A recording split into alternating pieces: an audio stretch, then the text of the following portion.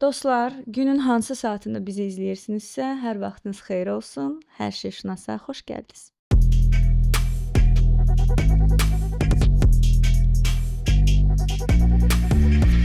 Bugün mövzumuz çox dərindir, çox şaxəlidir. Düşündüm ki, bu mövzuda kimlə söhbət edə bilərəm?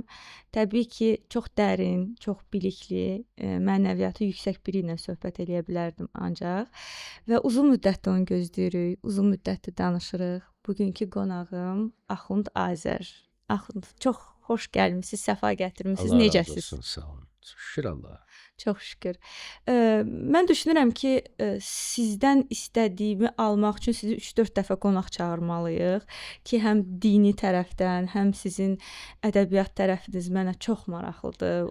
Bu dərin mövzuları müzakirə üçün bizə ən az 3-4 Bir adamın işidir öyle. Bəli. Eyni adamın işi deyil və bizə 3-4 veriliş lazım olacaq. Ancaq bugün mövzumuz dindir. Axund, mən verilişə tam bilmədiyim mövzulardan hazırlaşmışam. Yəni normalda bizim formatımız belədir ki, gündəmdə qalmaq üçün daha radikal mövzular deyil də, sırf mənə maraqlı olan, mənim sorğularım üzərindən gedir. Bu şəkildə hazırlaşmışıq. Hazırsınızsa başlayaq. Ben hazırım. Quran illər, əsrlər öncə nazil olub Bəli. və bəzi ilahiyyatçılar bunu literal şərh edirlər. Yəni dəyişmədən olduğu kimi qəbul edirlər və cəmiyyətdə qəbul etdirirlər. Bəli. Bəzi modern ilahiyyatçılar isə bunu daha tarixi kontekstdən izah edirlər. Bir müsəlman olaraq düşünürəm ki, dəyişməyən mətn var, amma dəyişən insan var, cəmiyyət var, zaman var, şərtlər var, dəyərlər var ki, bunlar hər biri dəyişir. Sizin fikriniz burada mənə çox maraqlıdır ki, sizcə Quran zamana, şərtlərə görə şərh oluna bilərmi? Məsələn, bu sözdə var ki, bizdə Dostoyevskini deyir, öz dilində oxumaq lazımdır və yaxud da filan kitabı öz dilində oxu, Orijinalda. çünki mahiyyəti dəyişir, yaxşı tərcümə etməyiblər. Bəli. Sizin fikriniz burada mənə çox maraqlıdır. Əvvəla təşəkkür edirəm dəvətinizə görə. Quran haqqında mövzu belədir ki, kim nə deyirsə, hələlik qoyaq bir qırağa, hər kəsin fikrini qoyaq bir qırağa. Quran deyir ki, məsələn, bu kitabı biz nazil eləmişik, Allah deyir və biz də bunu qoruyacağıq. Görəsən, o qorumaq necədir? Mən götürüm Quranı yandırım. Niyə Allah qorumadı? Üstündən bir dəyişiklik eləyim, məsəlsin. Allah necə mənə göydən daşmı yağdıracaq? Yəni, bu necə qoruyub saxlamaq nə deməkdir? Hətta belə şeylər də olur ki, filan yerdə Quranı yandırdı, sonra getdi, intihar elədi filan. Bu, onsuz da ola bilər, başı xərab adam olub, məsəlsin. Haçansa onsuz da intihar eləyəcəkdi bu. Bunun Quranla heç bir əlaqəsi yoxdur. Allahın Quranı qoruyub saxlamaq məsələsi ki, Quran təhrif olmayıb. Yenə temasına da keçəcək, ya mövzularına. Amma Quranın qorunub saxlanması məsələsi bax belədir. Əvvəl mənə çox qəribə gəlirdi ki, Quranda belə bir şey var ki, məsəl üçün deyirlər ki, neçə dəfə nur sözü işlənilibsə, o qədər də onun əksi nədir? Zülmət sözü işlənilib. Nə qədər yaxşı sözü işlənilibsə, o qədər də pis sözü işlənilib. Burada qəribə bir simmetriya yaranır. Məsələn, hətta elə sözlər var ki, onun antonimi yoxdur, əksi yoxdur. Məsəl üçün qəlb. Qəlbin antonimi yoxdur. Amma orada da belə əbcəd hesabı var da, yəni hər hərfin öz rəqəmi var. Əbcəd hesabı ilə tutalım qəlbi 132-dirsə, Quranda qəlb sözü 132 dəfə işlənib. Bu cürünə məsələlər ki var, əvvəl fikirləşirdim ki, nə deyir, bu crossword zaddır, yəni, nə olsun, burada rəqəm belə, bu rəqəm belə. Sonra zaman keçdikcə adam anlayır ki, bu hələ qorumaq budur. Oradan bir dənə ayə çıxarılsa, dəyişdirilsə, filan olsa, həmin o simmetriya Riyazi düzülüş itəcək. pozulur. Bunun bu bir tərəfi, həm də ki, məna tərəfi də var bunun və bir də Quranın şeir üslubunda gəlməsi də var. Quran qafiyələrlə, daxili qafiyələrlə gəlib. Yəni Ona məna qafiyələrini nəzərdə tutursunuz? söz olaraq. Bax, qafiyələri. məsəl üçün misal deyək, səcc deyilən bir şey var da, daxili qafiyələr. Ona səcc deyərlər. Məşhur hamımız eşitmişik də, məni candan usandırdı, cəfadan yar usanmazmı, fələklər yandı ahımdan, muradım şəmi yanmazmı? Bu qafiyələr oyanmazmı, yanmazmı? Elədir. Amma içəridə də qafiyələr var. Şəbi hicran yanar canım, tükər qan çeşmi giryanım, oyadar xəlqi əfxanım, qara bəxtim oyanmazmı? 3 dənə daxili qafiyələr. Gülü ruxsaruva qarşı, gözümdən qanlı axar su, Həbibim fəsli güldür bu, axar sular bulanmazmı? Bu qəzəl başdan ayağa içəridə səcc daxili qafiyələrlə qafiyələnib. Quran da bu cür nədir? Quran da bu cür nədir? Başdan ayağa. Sadəcə olaraq biz indi Azərbaycan klassikasında işlənilən o əruz variantlarını bilirik də. Ərəbdə daha çoxdur da, 200-dən çoxdur bu variantlar. Bunlar hamısı öz yerindədir, amma Quran özü icazə vermir ki, ona biz şeir deyək və mə əlləmnahu şi'ra. Peyğəmbərə biz şeir öyrətməmişik. Və ma yənbəğiləh, ona yaraşan şey də deyir. Necə yaraşan şeydir? Peyğəmbər hara? Peyğəmbər tərifləyirsən, sən yaxşı şairsən. Bu balaca görsənərdə onun yanında. Füzulinin təbricən desək, Füzuliyə deyirlər ki, nə üçün Peyğəmbərə şair demək olmaz? Deyir ki, şeir bir zinətdir. Lakin biz kimi naqislərə. Ol ki, kamildir. Onu möhtacı zivər qılmadı. Allah Teala ona o zinətə ehtiyaclı yaratmadı. Yəni Quranın niyə görə şeir üslubundan, nizam-intizamdan olması yaxşıdır? Bir məsələyə görə. Çünki məktəb vaxtı biz hekayələri oxuyanda bizə deyirdilər ki, gəlin məzmununu danışın dərsdə. Şeiri nə edirdilər? Deyirlər əzbər deyin. Niyə? Çünki şeirdəki nizam, intizam, düzülüş, bəhr, qafiyə var. Mən onu rahatdır əzbərləmək, yadda saxlamaq. Mən bir dənə misal çəkim sizə ki, hamı bilir ki, göy qurşağı nədir? 7 rəngdir. 7 rəngdir. İndi kimdən soruşsan ki, o 7 rəngi ardıcıl saysan, əksəriyyət adam saya bilməyəcək. Qəbul. Amma 2 misra desəm əzbərləyə biləcəksiniz. Qoca nənə 80 yaşında, mücrü gəzdirir başında. Qoca nənə 80 yaşında, mücrü gəzdirir başında. Balaca uşaq da bunu əzbərləyə bilər. Ayşə, bunu ilə göy qırşağının rənglərini bir demək olar. Qoca qırmızı, nənə narıncı, 80 sarı, yaşında yaşıl, mücrü mavi, gəzdirir göy, başında bənövşəyi. Yəni bu formada adi 7 dənə sözü biz yadımızda ardıcıl saxlaya bilmirdik, düzdür? Amma bu 2 misranın rahatçılığına necə oldu ki, bu necə oldu yadımızda saxladıq? Axı bu 2 misrada daha çox söz var, nəinki orada.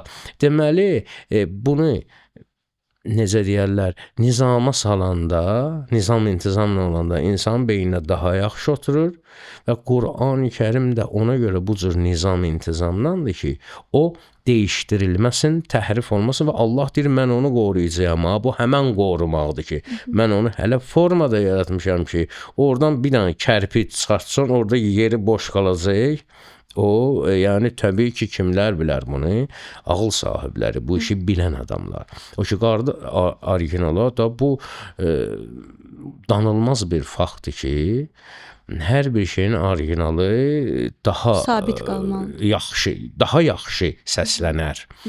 İstisnalar var. Məsələn, mənim demişəm, Abbas Səhət o boyda böyük sənətkar olub ki, onun tərcümələrinin hamısı orijinaldan güclüdür.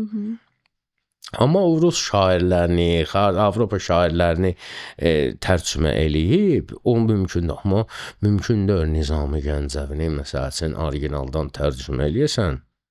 Və mahiyyət eyni qalsın. Nəinki mahiyyət, onun hələ deyilişi, form, hər tərəfli də, o biraz düşür aşağı.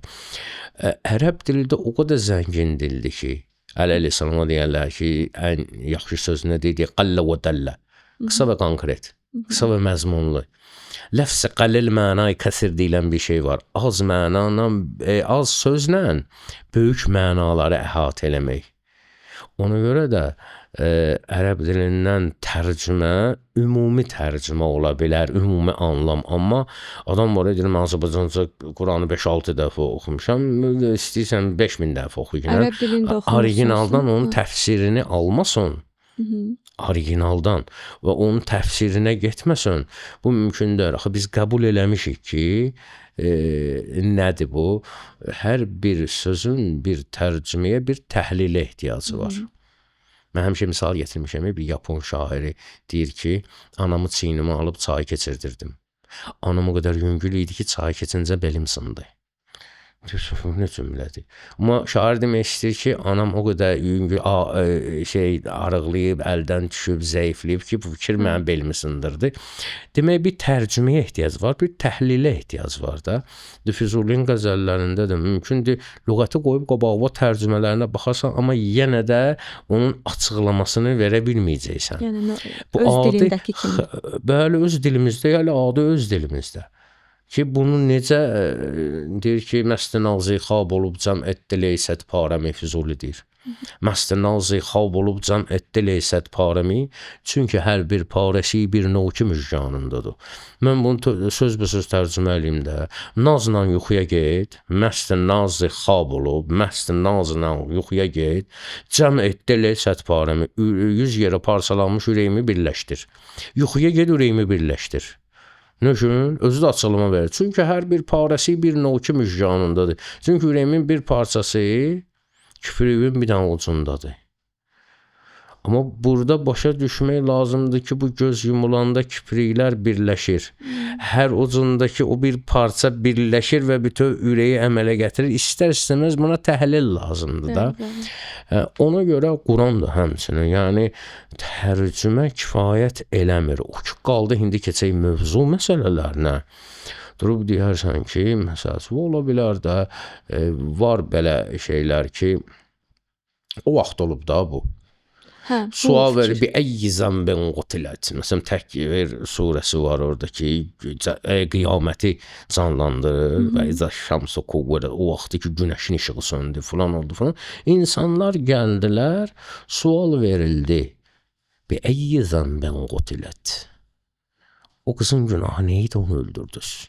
Bunu hamısı bilir ki, o vaxt qız olanda qız uşağını öldürürdülər, elə də elədir.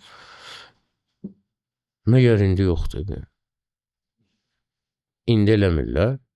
Hamilə vaxtı gedirlər, məsəl üçün, yoxlatdırırlar, görürlər, qız uşağıdır, məsəl üçün. İndi də var da bu şeydə. O vaxt o cür öldürürlər. Ölkə olaraq. O cür nə? Deməli, o vaxt o cür nə eləyirdilər? İndi bu cür eləyirlər, müasir formada eləyirlər də. Və yaxud da ki, çox məsələlər var ki, Quran öz aktuallığını itirmir. Niyə? Səbəb nədir? Niyə? Çünki məsələ zahirim dünyəvi məsələlər deyil. Məsələlər mənəvi məsələlərdir. İbtidai bəşəriyyət Hasan başda Adəm əleyhissalamdan üzü bu yana başlayanda Adəmlə Həvvanın arasında olan məsələ bugün də ərlə arvad arasında var.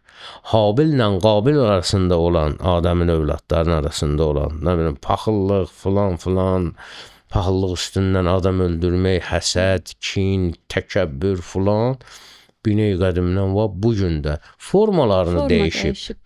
O bir dənə böyük ariflərdən biri söhbət eləyir ki, məsələn, balaca uşaqdır, 4 yaşında uşaq, 2 dənə uşaqdır. 4 yaşında. Bunlar iqruşka ilə oynayırlar da, qumları var, nə bilim, iqruşka maşinləri var, torpaqlar, ev düzəltirlər falan. Sonra da axırda qırırlar bir-birlərini. Belə olur da, uşaqlar normal bir şeydir. Amma deyir, yaşları ötür, bədənləri böyür, iqruşkaları böyür, həqiqi maşına, həqiqi evə çevrilir, yenə də aralarında nə olur? O şeylərin üstündə dava olur. Yəni deyirsiniz ki, zaman dəyişir, amma insan fitrəti dəyişmir. İnsanın fitrəti mümkün də deyil dəyişsin.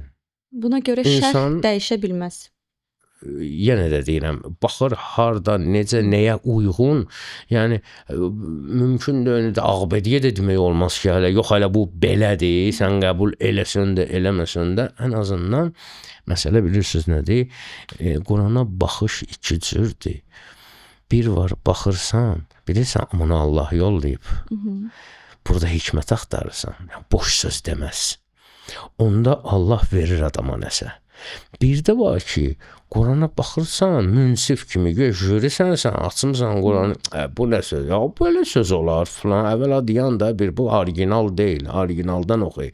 Həm belədir, həm də ki, o zamanın dili ilə danışıb. Ona qalsa sən elə oturub qoyub baba Dədə Qorqudu da ələ salmalısan. Yəni baxış elə olmalıdır ki, baxır kimin yazısına. İstərsiniz Füzulinin qəzəlini gətirib adamın qabağına qoyanda, sən artıq buna bir hikmət sahibinin sözü kimi yaxınlaşırsan.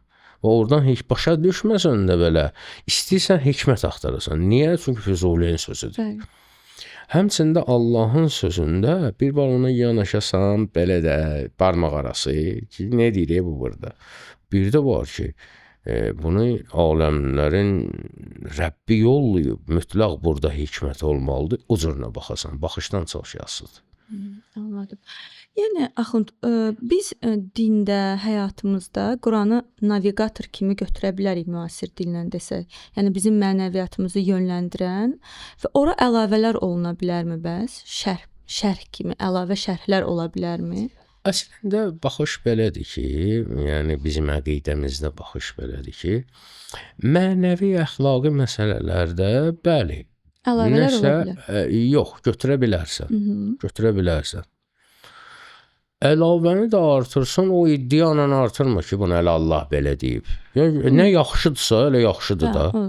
Yəni ki, yaxşıdırsa, elə yaxşıdır. Sadəcə olaraq Quran üçün mütəxəssis lazımdır. Durub deyərsən ki, Quran məgər bütün insanlar üçün gəlməyibmi? Gəlib, əlbəttə insanlar üçün gəlib. Sual yaranır. Amma hər sahənin bir bilicisi var. Maşında insanlar üçün istehsal olunub. Amma problem olanda mütəxəssisə müraciət edirsən. Bu normal bir şeydir. Quranın da özünün mütəxəssisləri var. Quran deyir ki, mütəhhərlərdən başqa heç kəs toxuna bilməz Qurana. Mütəhhər kimdir? Gərək axtarasan ki, mütəhhər kimə deyir Quran? Mütəhhər nədir? Məsələn, mən toxuna bilmərəm. Tahir sözündən deyir, o toxunmaqdan gəlmir. Qanuna bəlkə dəstəmazda olasan Qurana toxunmaq üçün. Bu bunun zahiri mənası. Bir də var mütəhhər sözü pak olunmuş mənasındadır. Paklanmış, pak olub. Pak nə deməkdir? Təmizlənmiş, mənəviyyatı təmizlənmiş adamlar toxuna bilər, mütəhhər Bunun adamlar. ölçüsü yoxdur axı Axund. Məsələn, biz necə bilərik ki, Əlbəttə məsələn, ki, Sərvərin ölçünü- mənəviyyatı necə təmizlənib məsələn? Yox, məsələ budur ki, Allah Teala ölçülər qoyub da insan hansı formada, hansı işləri görəndə, daha doğrusu görməyəndə pak olur. Hansı formada pak adamlar var. Onların hamısını Quran incəliyib əslinə qalsa. Mənəvi paklığı Quran incəliyib.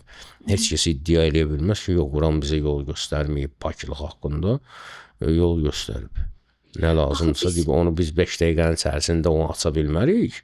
Yəni vaxt icazə verməz. Amma ki, bütün incəlikləri Quran iddia edir ki, mən bir dənə xırda bir şey qoymamışam ha.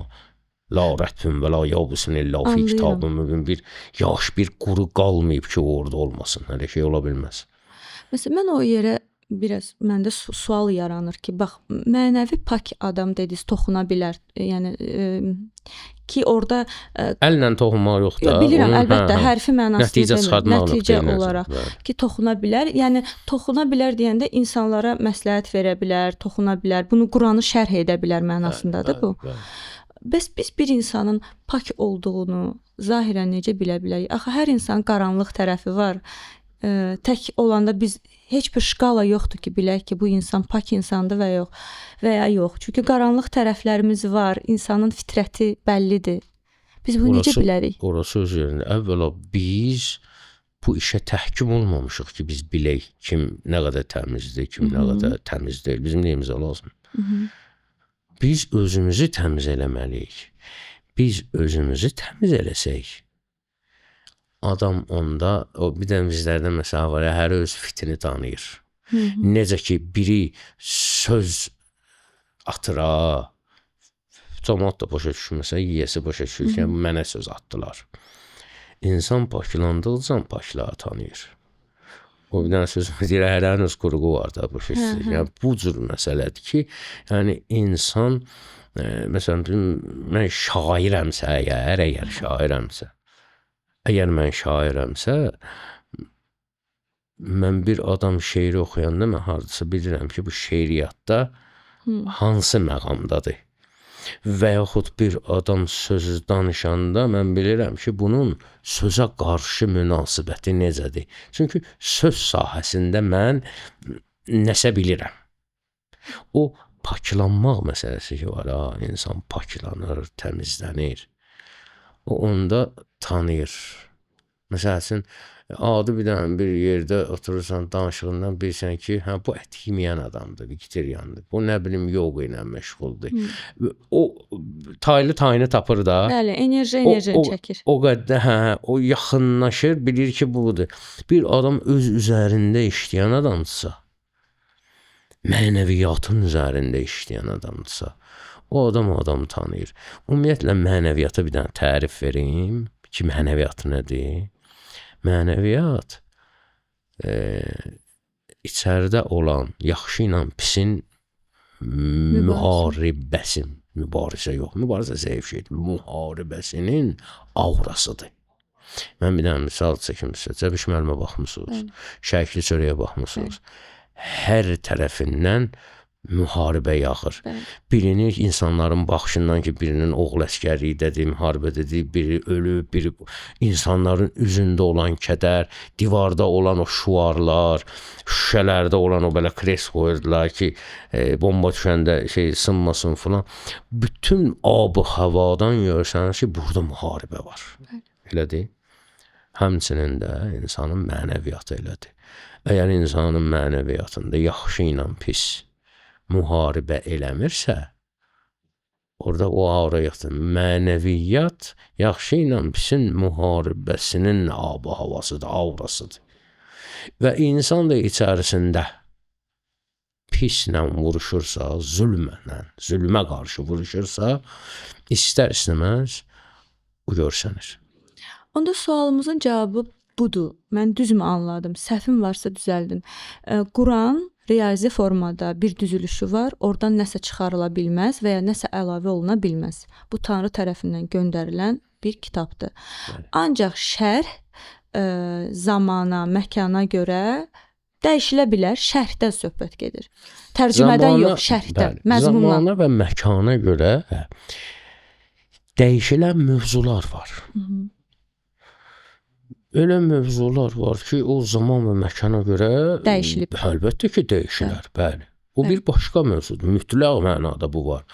Amma köklü məsələlər ki var. Onlar dəyişmir. Məsələn, iffət, namus, qeyrət filan bu şeylər, bunlar dəyişilən şeylər zamanıya görə.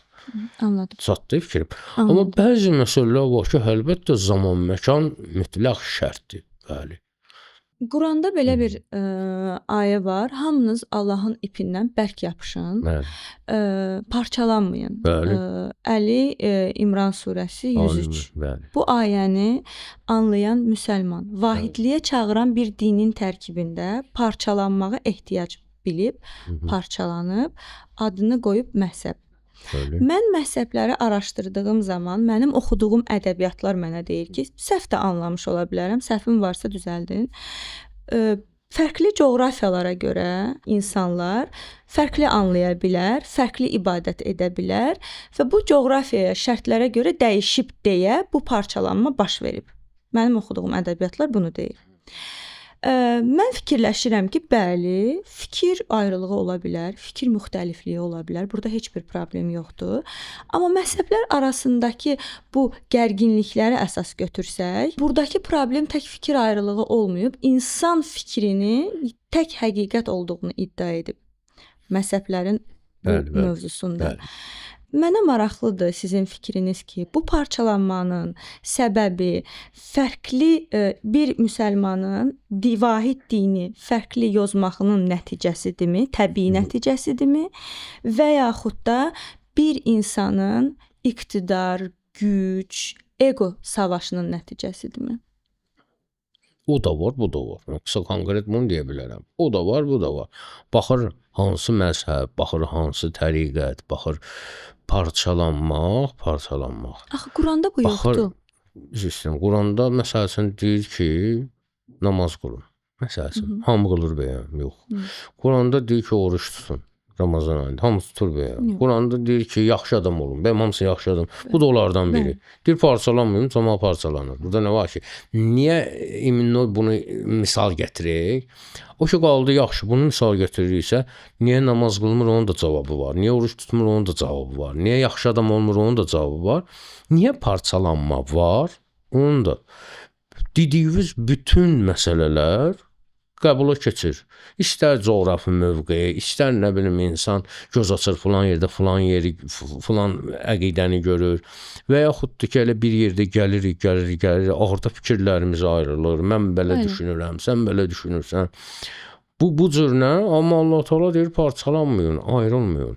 Amma parçalanmayın, ayrılmayın. Hədəfdən uzaq düşməyin, ha. Bir məsələ var. Gəlin belə danışaq. Biz fizika dərsini oxuyuruq. Siz başqa müəllimlə təhsil olursunuz, mən başqa müəllimlə. Fakt, fərqli müəllimlərdən alırıq. Bəli. Fərqli sözü keçdi. Təfriqə fərqdəndir də, fərq təfriqə. Bəli. Mən deyirəm ki, mənim müəllimim yaxşı hazırlaşdırır. O deyir, mənim müəllimim yaxşı hazır. Hər kəs müəllimini çox istəyir də, simpatiyası var. Hər öz müəllimini tərifləyir. Bu normaldır. Yəni, hər öz müəllimini çox istəməlidir. Burada nə var bəyəm? Amma həddi aşmamaq şərti ilə. Bəzi insanlar həddi aşanlar. Allah israf edənləri sevməz. Yəni, həddini aşanları sevməz. Bütün sahələrdə bu var da. Və gəlir, o yerə gəlir, çatır ki, öz müəlliminin bunun acığına, bunun prinsipini ilahiləşdirir. Və bu cürünə də başlayır, artıq hədəfdən sapma, ego o ümumiyyətlə bir bəladır ki, hər sahədə ego bir bəladır. Artıq ego olanda, ego sənə güc gələndə, sənin ibadətin belə şeytanın qılıncını itləyir. Ego belə bir qorxulu bir şeydir ki, biz buna kibir deyərik, ucub deyərik, hərə bir formada, indi hərənin öz jargonu, hər terminlər var da, ucub deyir. Bu ego belə qorxulu bir şeydir ki, hətta daha bunun içərisində nələr var, özün də insanın xəbəri olmadan qapılır o egoya, hələ bilir haqq yoldadır, hələ bilir haqqı müdafiə eləyir. Amma anlamır ki, bu öz prinsiplərini başlayır müdafiə eləməyə, bəli, və öz prinsipi onun tanrısına çevrilir. Əsl, həqiqi tanrının onudur. Və özü də bilmədən öz prinsipini, o qiyamət gününün qorxusu var, deyirlər, ha. İnsan öləndən qiyamətə qədər bütün elədiklərinə cavab verəcək əslində. Bir, neynəmsən, hamısına cavab verəcəksən. Qiyamətdən ki, hamı qorxur, o ən çətin odur. Ona anda adama soruşacaqlar ki, Tanrım kimdir? Necə Tanrım, la ilahə illallah, filan, bəs mən filan, həccə getmişəm, belə eləmişəm. Ay, bir daha deyəm, Tanrım kimdir? Göstərəcəklər ki, sənin Tanrın öz prinsipindir. Sən Tanrın, məsəl üçün, birinin tanrısı puldur, birinin tanrısı qadındır, birinin tanrısı var dövlətdir, hakimiyyətdir, idarəçilik də, yəni o mənada, hakimiyyətdir, gücdür, iqtidardır, filandır. Sən demə, bu hardan bilinir? Bir ömür nəyin uğruna yaşamısan sən? Həqiqətənmi bir adamla söhbət eləyəndə, bir mövzunu araşdıranda, həqiqətənmi sənin ürəyin yanıb ona həqiqəti başa salmaq istəmirsən, yoxsa burada bir dənə soyuq müharibə gedib, sözün altında qılınc, qalxan var ki, mənim söhbətim üstün olsun, mən bunu bağlayım, mən bunu filan eləyim, yəni ki, üstün danışım bundan. Bu cürünə araşdır da, əgər doğrudan da dinin haqqındasan, belə danışmısansa, özünü reklam eləmisənsə, özünü tanıtdırmaq olubsa məqsədin, sən din təbliğ eləməmsən, özünü təbliğ eləmsən. Bir adam dinlə danışır, qulaqsan deyir ki, ayda, bu nə savadlı adamdır, nə dərin adamdır. Bir də var, adam var dinlə danışır, qulaqsan deyir ki, din necə dərin imiş. İkisi də dindən danışır. Biri özünü təbliğ eləyir, biri dini təbliğ eləyir. Ona görə də qiyamət günündəki suallar bir dənə olacaq. Suallar yəni bir sual olacaq. Nəyin uğrunda yaşamısansa Tanrın odur. Sizcə bəs həyatı yaşayanda o uğrunda yaşadığımız nədirsə bilə bilirik? Əhsən. Axtaran bilir. O egoya qapılıb gedən var ha, o bilmir. Bilmir deyəndə ki, öz təqsiridir ya, bilmir. Bəli. Xod vermisən musiqiyə, gedirsən, musiqiyə aludə olmusan, bilmirsən hara yeysən. Birdən alırsan ki, mən hara gedəcəkdim, musiqi aparıb məni. Amma bir də var ki, axı sən evdən çıxanda elə musiqini xodlamamışdan bilirdin A nöqtəsindən B nöqtəsinə gedirsən. Arada apardı da sən. Görə arada qoymayasan səni ego götürsün, aparsın. Çox çətindir, o çox incə məsələlərdir ki, bir işi görürsən ki, bunu mənə gördürən həqiqətən mənim o islah olmuş qəlbimdir, ürəkdən gördüm bunu, yoxsa egodur. Şeytanın o ego məsələsi ki var ha, o insanın beynində şey göstərir, ağlında trüklər eləyir. Qəlb tamam başqadır, amma bu şərtlə ki, qəlb islah olsun da. Bunun İslah üçün də olmuş içə da. dönmək lazımdır, düzdür? Baxmaq. Gözəldir. Bu içə dönmək daha gözəldir, daha rahatdır. Rahatdır. Amma məsələn Quranda iki cür yol var da. Düzdür, yəni də ariflər içə dönməyi məsləhət bilirlər. Ayələr var, ayət-i afaqı var. Afaqı, yəni zahirdə Allah deyir, buludu belə yaratdım, günəşi belə yaratdım, bunu elə, bunu belə, sənə təbiyyəti afaqı göstərir, sənə özünü tanıtdırır.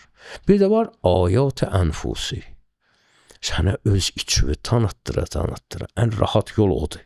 İnsan daxilinə gedir, orada Allahını tapır. Bəli. Mən ərəfə nəfsəhu fəqad ərəfə Rəbbə. Kim özünü tanısa, Rəbbini tanıyacaq.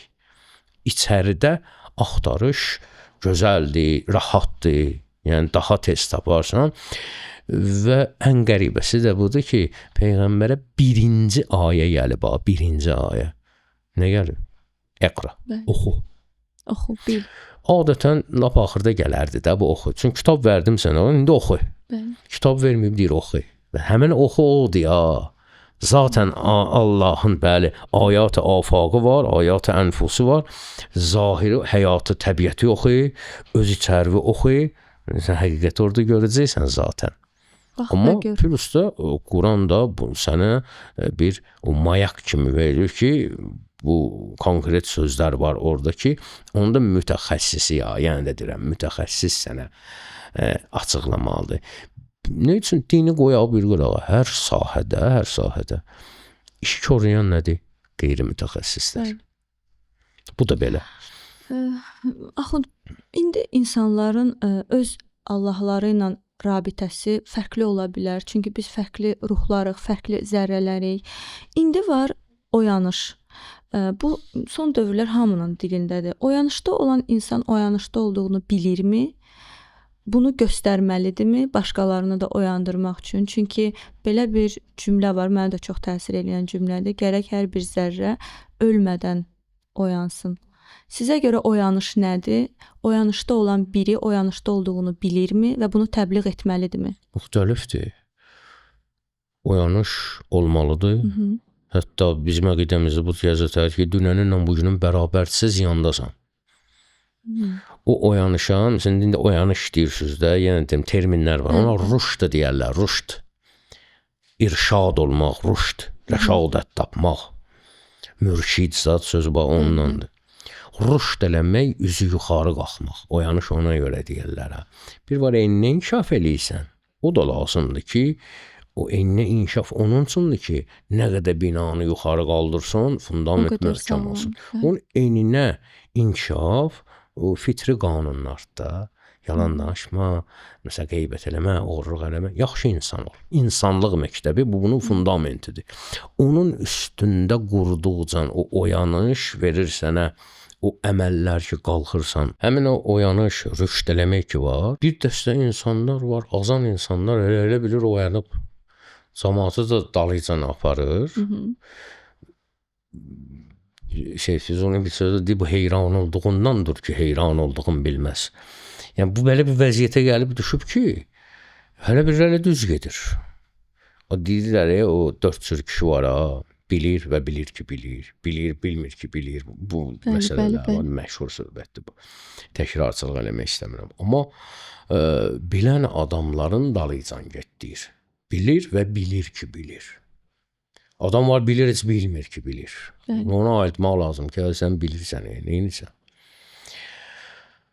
O çətinlər də var da, bilmir, bilmir ki bilmir.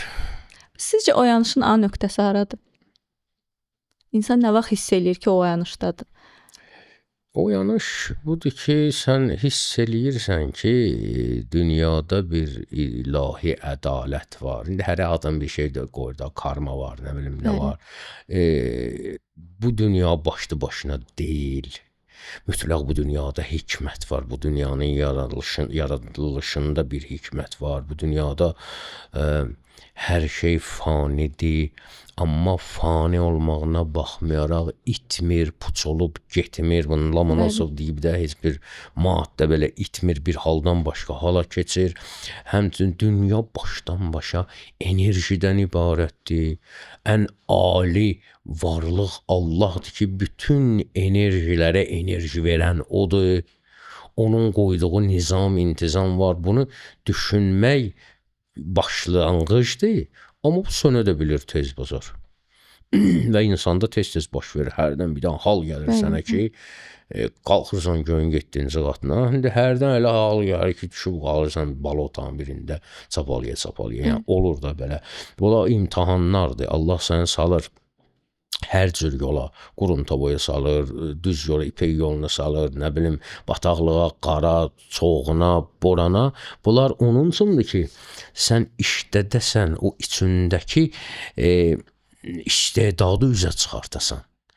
Bu, yəni, axır bir gün sən razdatqanı qoşmalısan da, yoxsa qalıb orada pas atacaq məsələsində. Yəni, onu işlətməlisən ki, sən burada da sınağa çəkilməlisən. Sınağa çəkilmək o demək deyil, Allah bilmir, bəyəm nə var, nə yox. Allah bilir, Allah bilir ki, sənin içində nə istedadlar var. Ona görə səni salır bərkə boşa ki, o istedadların üzə çıxsın və sən kamil insan kimi yetişəsən. Yəni, baxmaqla görmək arasındakı fərq kimi?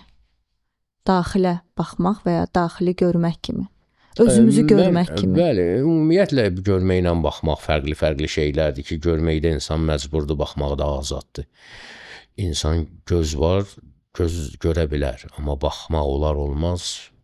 Bu, sənin seçimindir. İnsan öz seçiminin qarşısında mükəlləfdir, yəni məsuliyyəti var. Ki, niyə baxdın?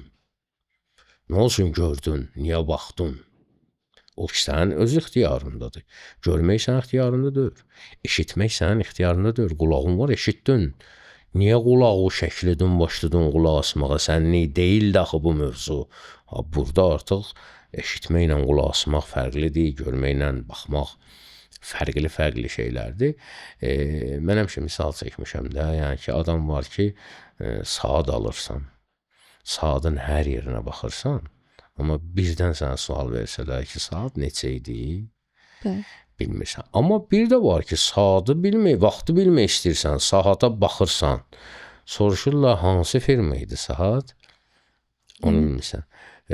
Geniş baxışlı insanlar var ki, baxanda hər tərəfli baxırlar. Hər incəliyi təhlil edirlər. Amma o istedad var, hər tərəfli baxmaq istedadı. O düz yola yönlənməyəndə bədbaxtçılıq olur. Mənim baxmaq istedadım ola bilər, geniş olsun, yaxşı olsun. Başlayacağım bütün insanları şey eləməyə, çək-çövür eləməyə. Bu onun üçün verilməyib, sənə özün üçün verilib ki, öz içvə bax, içindəki əksikləri düzəlt yenə. Diktə etmə. Və sənin, indi bir məsələ var da, bu yol gediş var, bu 4 mərtəbə ki deyirlər, seyr-i soluk. İnsanın birinci mərhələdən, xəlqin içindən həqqə seyri var. Xəlqin içindən həqqə seyr. Artıq xəlqin içində deyənə bilmirsən, tamam başqa bir aura axtarırsan. Getdin ora çatdın o mərhələyə. Orada düşürsən haqqın içində fənafillah deyirlər, fani olursan ki, bu nə zövqdir mən yaşayıram. Orada da heç kəsə diktə eləmirsən, amma artıq bir məqamda qalxırsan. Bu diktə eləyən olmalıdır ya, yox. Mən yaxşı yolu gedirəmsə, hər bir valideyn övladına haqq yolu göstərməlidir, başa salmalıdır yaxşını pisi. Bu da durub deyəsən ki, yox, mən özüm hələ islah olunmalıyam, mən ona heç nə deyə bilmərəm, hələ şey yoxdur. Hər bir halda başqasını yaxşı bildiyin şeyi başqasına ötürməlisən. Əlva pul düşdü, puldan paylaşmalısan. Yeməyin oldu, yeməkdən paylaş. Quranda deyir ki, İbrahim peyğəmbər tək yemək yemir də, həmişə yeməyi kimlənsə bölürdü, bölüşdürürdü. Əlva yemək düşdü, onu bölüşdürürsən. Paltar düşdü, onu bölüşdürürsən. Və bir mənəvi üstünlük tapsan, onu bölüşdürməlisən. Artıq 3-cü mərhələdə haqdan xəlqə seyr eləyirsən. Ki, sən bu işi düzələmədin, belə filan təbliğ eləyirsən. Haqqı təbliğ eləmək lazımdır da, bu təkəbbürlük demək deyir axı.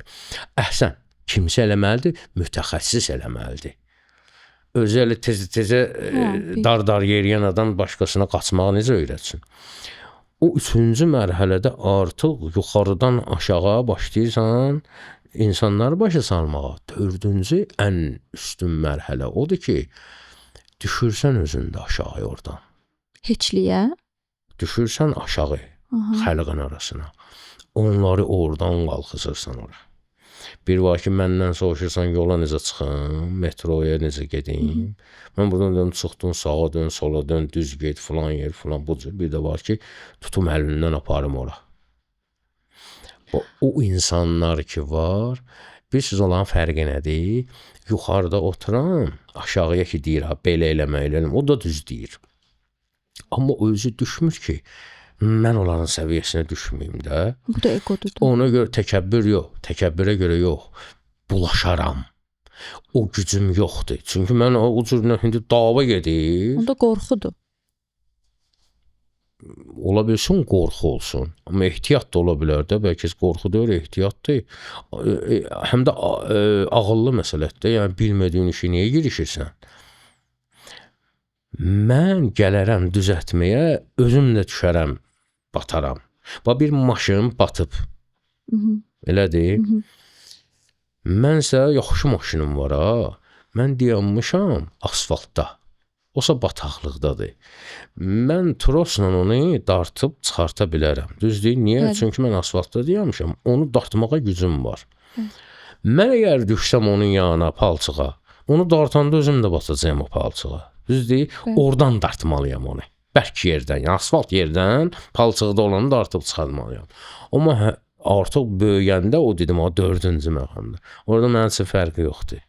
Mən gəlib düşəcəyəm palçığa, palçıqdan da çıxacağım, özüm də çıxacağım, onu da çıxardacağım. Bu 3 ilə 4-ün fərqi budur yəni. O nöqteyi nəzərdən deyirəm. Mən uzun müddətdir arayışdayam, axtarışdayam, sorğudayam, çox uzun müddətdir. Və bu axtarışım məni fərqli fikirlərə salıb. Məsələn, mən son illərə qədər düşünürdüm ki, din cəmiyyəti idarə üçün olan sistemdir. İndiki fikrim təbii ki, dinin mənəvi tərəflərini heç kim dana bilməz. İndi də bu düşüncədəyəm, amma düşüncəmdəki dəyişiklik budur ki, həm də idarə etmək sistemidir, çünki mənəvi tərəfi var. Mənim dində maraqlandığım hissə təsəvvüf tərəfi idi. Mən daha dərin, ilahi eşq, daha mənəvi tərəflərini dərin yaşamağı seçmişəm. Ona görə zərurətdən doğan yox, ehtiyacdan doğan tərəfində olmuşam. Və bizim bir qonağımız var idi, mənim rəfiqəm idi. O Avropada, İsveçdə orta məktəbə gedib, orada universiteti bitirib. O bizim verilişdə dedi ki, bizdə orta məktəbdə dinlər tədris olunub və həmin sessiyanın sonunda biz seçim edirdik. Bu mənim diqqətimi çəkmişdi, amma bir tərəfdə qalmışdı. Və mənim uşaqlarım yeniyetməlik yaşına çatanda mən məktəbdən bəzi şikayətlər almağa başladım ki, mənim oğlum özündən zəifə bullying, zorakılıq eləyir. İndi məktəblərdə zorakılıqlar çox artıb.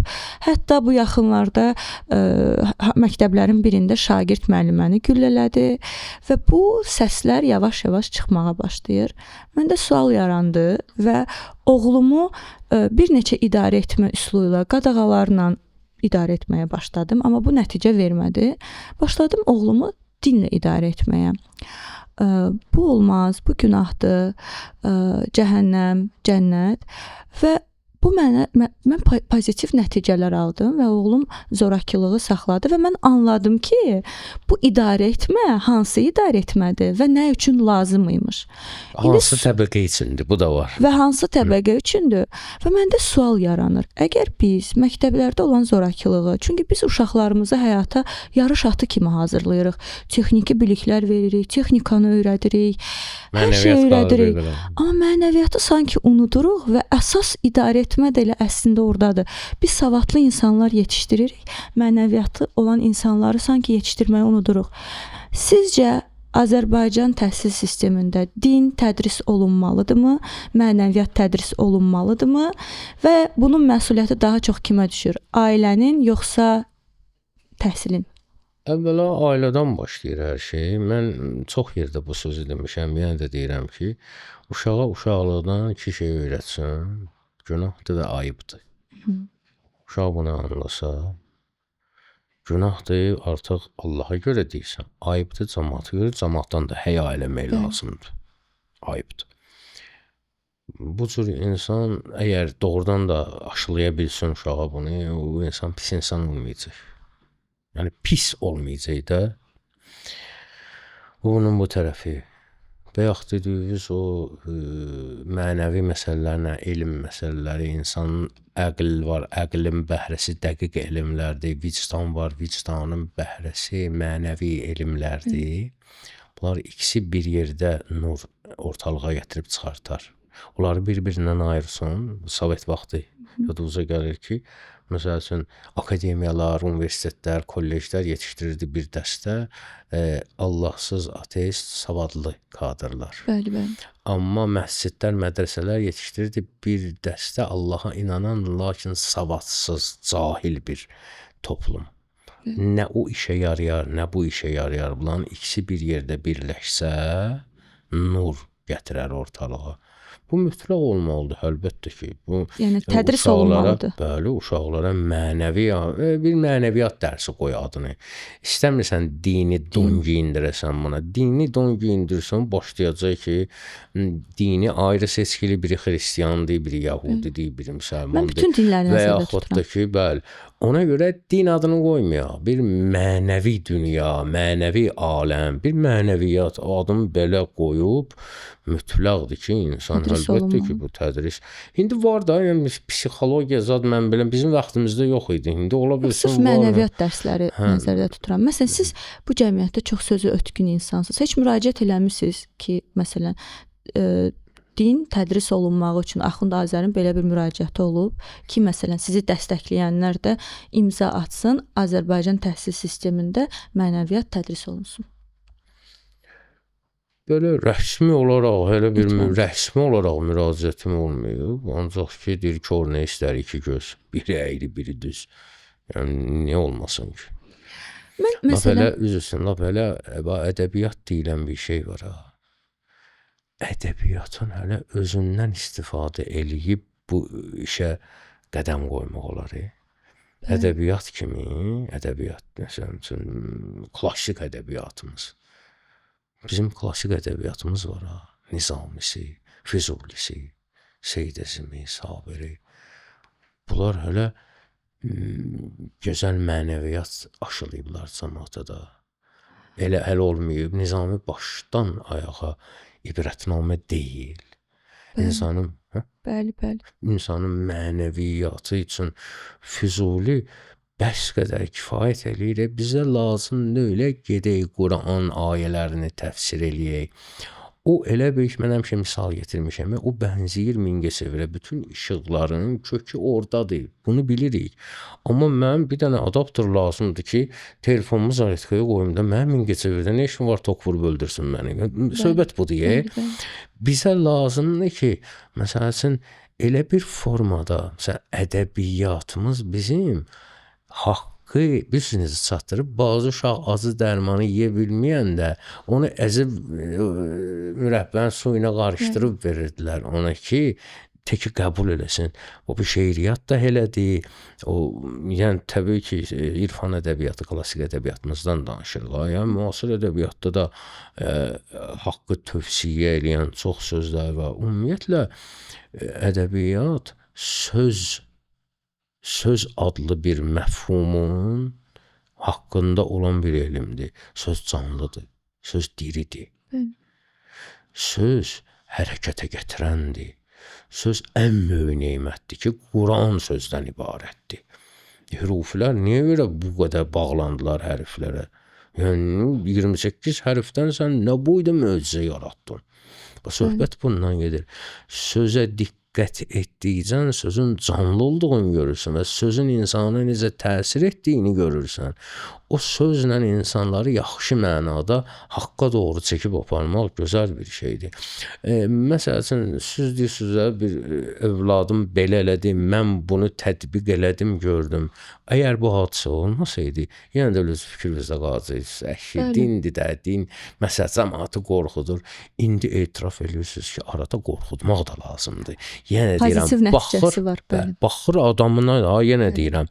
Bir ömür o uşağı o cürünə qorxutmaq olmaz. O bir müddət qorxutdun, gəldi o kamil bir vəziyyətə çatandan sonra deyəcəksən ona ki, Allah əlində qılınc dayanmayıb, sən çaşan kimi sənə vursun.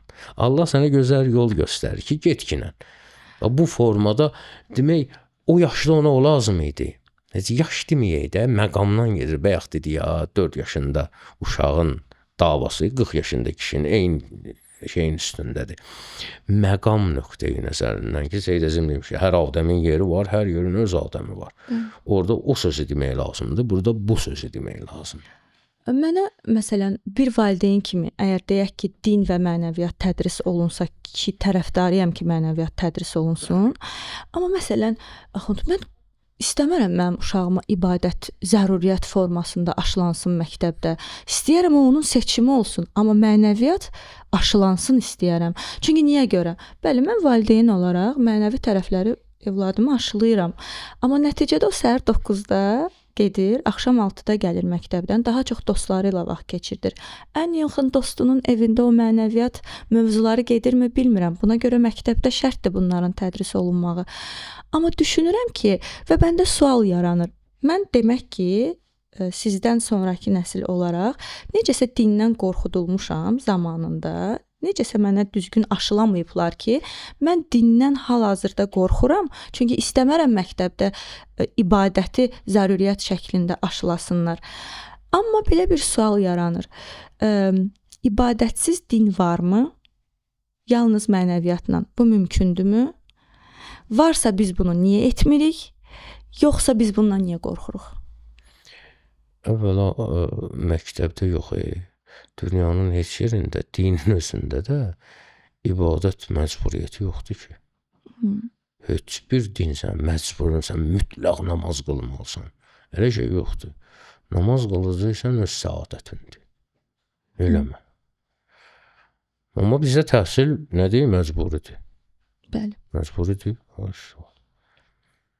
O bizə pis təsir eləmir. O məcburiyyət təhsilsə 6-7 yaşında uşağı daha zulm verə-verə bunu səhər tezdəndən dururlar filan. O ögey da deyir ki, cəmaat oynayır filan, bu deyir salıb uşağı otağa dərs elətdirir. Halbuki dində heç elə bir şey məcburum, mütləq namaz qılmasın, bir şey yoxdur axı. Namaz qılmaq Allah vacib buyurub.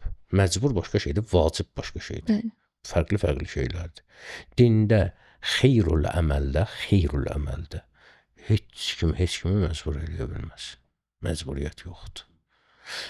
Məcburiyyət dində bir necə də ola bilər. Girmisən xalqın önünə oğurluq eləyirsən. Səni məcburi tutucuyla cəzalandıracaq. O hər yerdə var da. Bu insanlıq qanununda var da, sənin nə ixtiyarın var? Mənim mülkümə təcavüz eləyəsən. Bu cür məcburiyyətlər dində var. Amma ki, necə ki, hər yerdə bu şey var. Amma ki, mütləq sən namaz qılmalısan, belə bir şey yoxdur. Sadəcə olaraq mən sənə yaxşı işi göstərirəm, pis işi göstərirəm. Axı evdə də elə etmirik biz uşaqlara. Yaxşı işi göstəririk əvvəl. Bu yaxşıdır. Gözün eləmir. Burada uşağı öz başına qoysan eləməyəcək də. Arada bir təpinirsən ki, elə günəndə bunu. Az da olsa bir nəsə göstərirsən, güc göstərirsən. Amma qaydasında da o gücdə bir şiddət yoxdur. Orada bir sevgi var. Uşaq qışqırda peyvənd vurmurlar. Bu nə üçündür? Məcburdur bu. Vacibdir bu. Nədir bu? Bunun adını nə qoyaq? Amma qışqırda vurursan bunun yaxşılığına xatir vurursan da. Bu da elə bir şeydir. Heç kəs özü məktəbdə ümumiyyətlə elə şey alınan şeydir ki, mütləq ibadət eləməlisən. Hə, o ki qaldı. İbadət olmalıdır dində. İnsan mənəviyyatlı insandırsa, bayaq siz dediniz.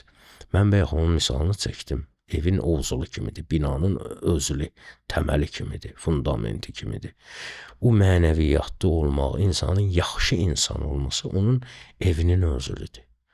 Amma evin yuxarıya doğru qalxması üçün ibadət lazımdır. Allahla təmas lazımdır. Təmas da cürbəcürdür. Adam var meditasiya eləyir, adam var nə bilim namaz qılır, adam var dua eləyir. İndi orada baxışlar biraz fərqlidir. Amma əsas Allahla rabitə olsun. Allahla rabitə. Mən məsəl üçün namazı üstün bilmişəm şəxsən. Niyə? Çünki baxmışam ki, bütün dinlərə baxmışam ki, digər peyğəmbərlərin dinin kitabəsi itib yoxdur.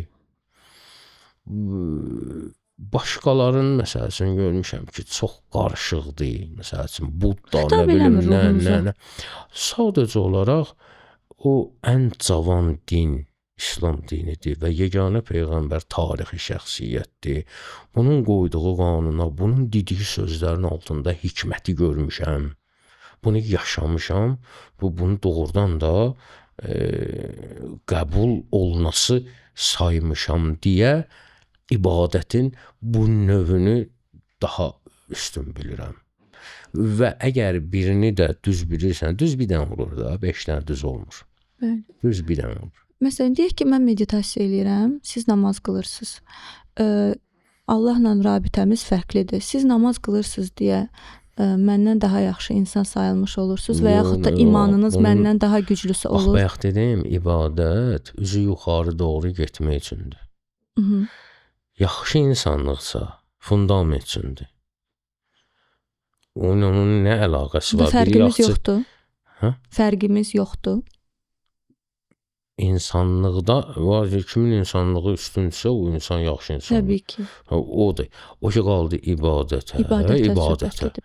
Yox, ibadətdə söhbət yaxşılıqdan, pislikdən gelmir. İbadətdə söhbət Allaha doğru yol almaqdan gedir.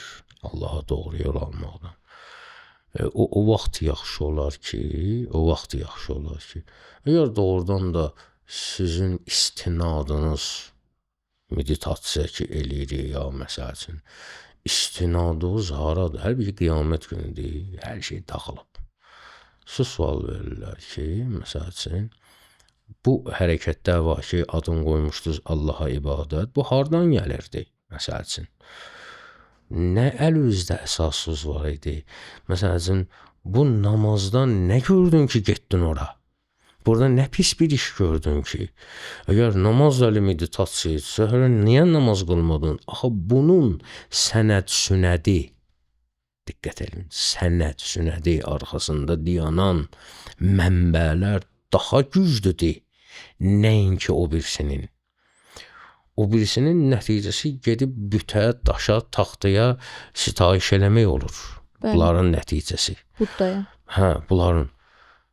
Burada nə gözəllik gördün. Amma buradakının nəticəsi gəlir ilahi eşqə, gəlir məsələn Kərbəla kimi bir məktəbə gəlib çıxır filan da min cür söhbətlər var yaxşı mənada burada. Axı orada nə var idi? Bir-iki dənə gözəl şeylər var, hə, yaxşı getdi özündən filan oldu, lap yaxşı. Çakra açırlar, neynirlər, neynəmirlər, lap əla. bunun göstəricisi bir uc, bunun göstəricisi xalvarla. Bunu nə ölçür? Dediniz bunun göstəricisi bir ovuc, bunu nə ölçür? Bunun necə ölçüldüyünü necə bilə bilərik? İnsanın baxışı. Axı o sizin həqiqətinizdir. Bəlkə mənim həqiqətim fərqlidir. Mən də onu deyirəm də, biz hələ heç nəyə baxmırıq, hələ ölçürük. Amma sizin ölçü vahidinizlə ölçürük. Yox, mənim ölçü vahidimlə ölçürük ki. Mən çoxdum da, mən heç dində deyirəm. Bax, mən dində deyirəm. Gəl baxaq görək. Onu da araşdırın, bunu da araşdıraq. Hansı daha yaxın tarix və dəqiq tarixdir? Hansıların daha çox nümayəndələri var ki, bu işləri görüblər? Hansı daha ağır gəlir? Təbii ki, indi yenə də deyirəm, mən demirəm o səhvdir. Mənim nəzərimdə bu ağırdır. Əgər siz kifayət qədər əlinizdə dəliliniz varsa, sübutunuz varsa, Allaha deyiləsi, əlbəttə ki, yəqin ki, sizin yolunuz düz olar. Buradan tapa bilməmisiniz, buradan tapmısınız, lap yaxşı tapmısınız. Mən heç bir dəlilim yoxdur. Sadəcə qəlbimdə hiss etdiyim Tanrı ilə qurduğum rabitə var. Amma mənə burada belə bir sual yaranır ki, məsələn, siz dediniz ki, bu namazın sonu gedir ilahi eşqə. Mən də meditasiya eləyəndə ilahi eşqlə bütünləşdiyimi hiss edirəm. Amma siz dediniz namazın sonu gedir ilahi eşqə, Kərbalaya. Mən əgər Kərbalanı duyğu olaraq hiss etmirəmsə, bu məni daha imanı zəif edir? Yox, imanı zəif etmir. Görüşün zəifliyindəndir. Baxış bucağına. Səbəb nədir? Mən deyim sizə də. Bu ilahi eşq aparır sizi. Ləzzət eləyir. Bəli. Amma burada ilahi eşqdə ləzzət başqa şeydir. Ləzzət yox, zövqdir. Amma başqa şeydir. Orada kimə ləzzət elədi? Siz deyən yolda. Mənə. Bəli. Mən. Burada ego var. Amma burada başqası yaşasın, başqa gözəlliklər yaşasın deyə mən özümə əridirəm. Burada fədakarlıq var. Mənim baxışımdır ya. Burada ego var ki, mən çakralarımı açdım. Yox, çakra yox. Mən dünyamda heç biri yoxdur. Bilmirəm çakra nə deyə. Məsəl üçün deyirəm də, eşitmişəm məndə də. Bu çakranı açdı, bu bütövləşdi. Yəni bu bütövləşməyim var ha. Bu bütövləşməyin sənin özünsündür. Mən düşünürəm ki, bu bir tərəfdə. Məsələn, Kərbəla məktəbi. Hansı məktəbdir? Mən özümü düşünmürəm. Allaha gedən insanları düşünürəm. Burada bir dənə fədakarlıq görürəm. Və ilahi eşqdə də fədakarlıq şərtdir. Burada fədakarlıq görmürəm mən. Burada ancaq nəfsani istəklərimi fəda eləyirsən, qutardı getdi. Burada hər şeyi fəda eləyirsən ki, mən məhv olum, ilahi eşqi yaşasın. Necə məhv olurlar? Necə məhv olmaqdır? Necə fədakarlıqdır? Aça bilərsiniz onu mənə? Burada məsəl üçün bir müsəlman necə fəda edir özünü ki, başqaları o ilahi eşqi görsün? Ona görə Kərbəla məktəbini oxumaq lazımdır da.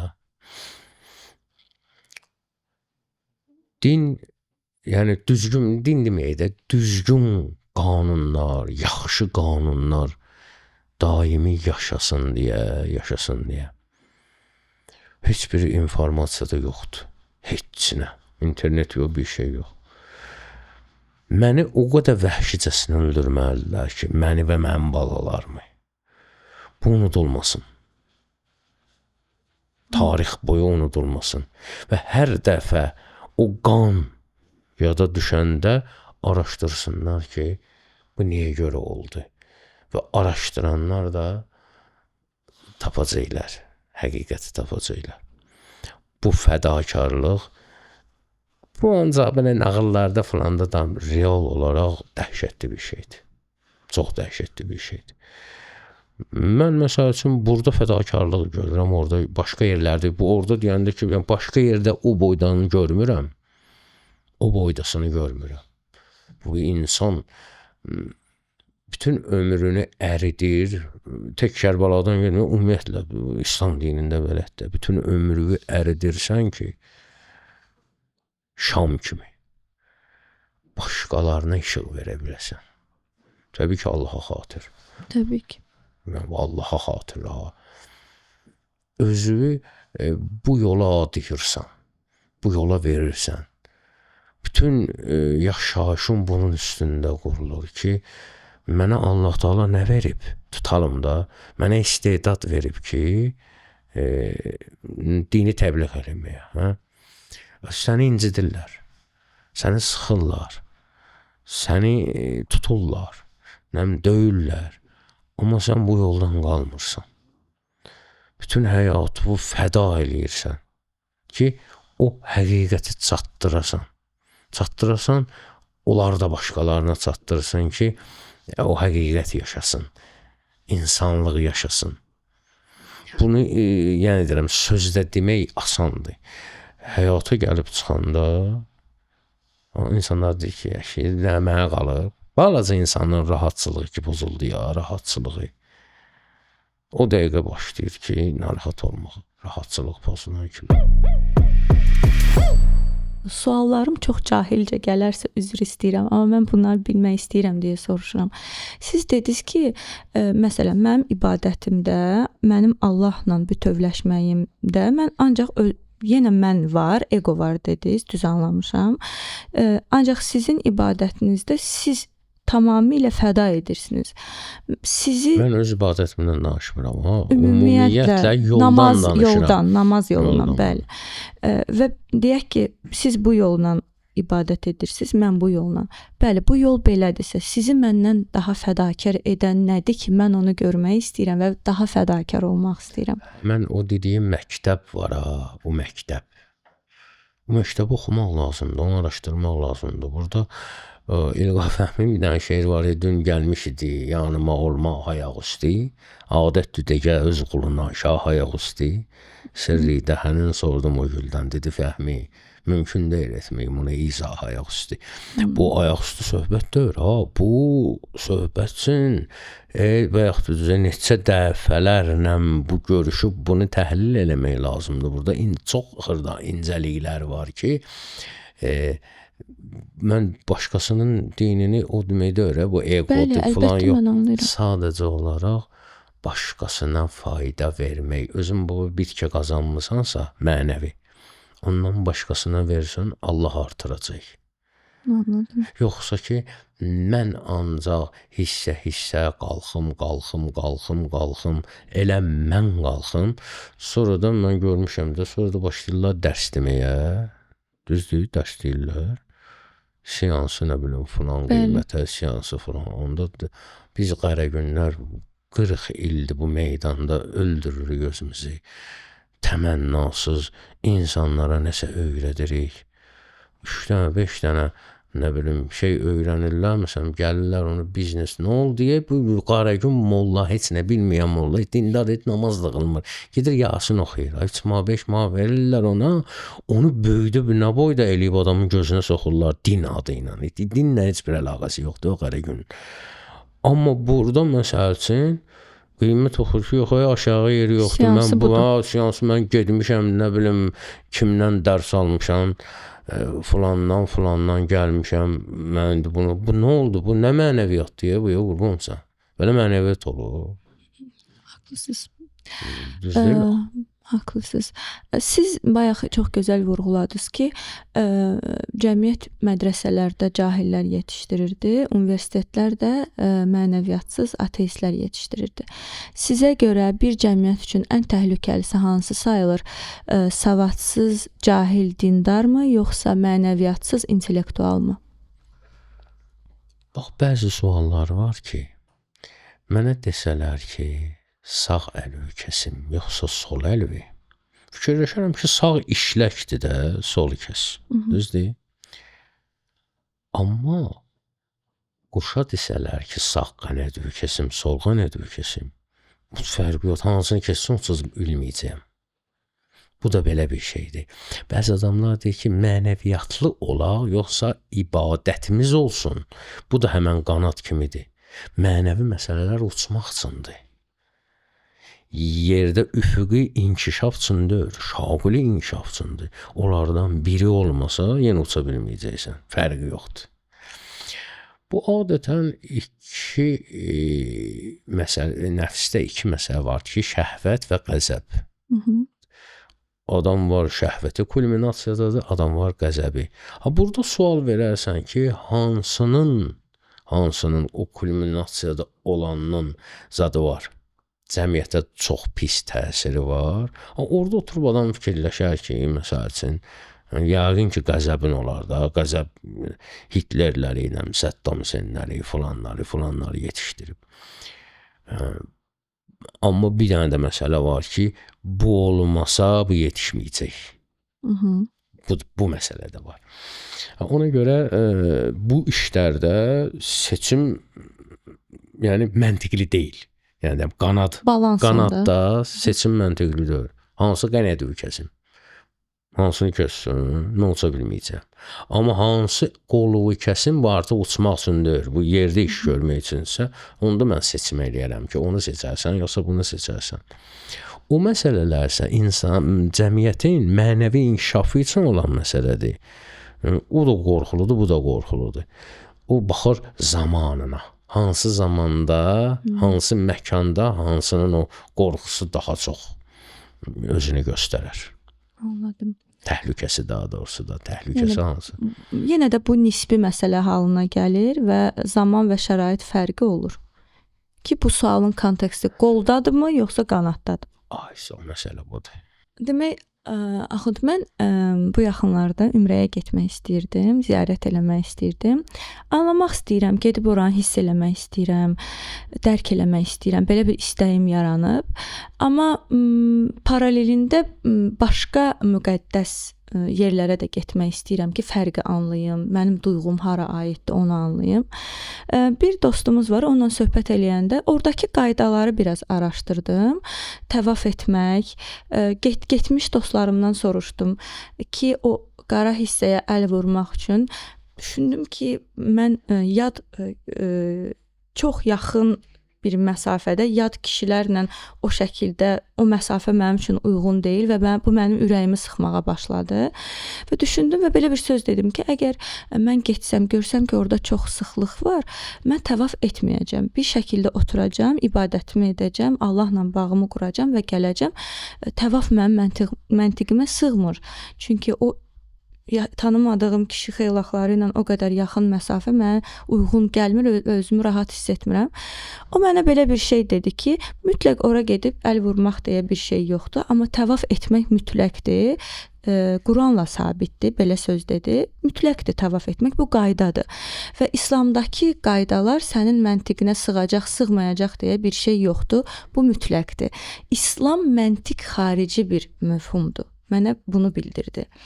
Və məndə yenə sual yarandı ki, niyə məntiqdən kənar olmalıdır? Niyə məntiqdən kənardır? Onda İslam sual verəni sual verəni mi sevir, yoxsa sual verməyəni mi sevir?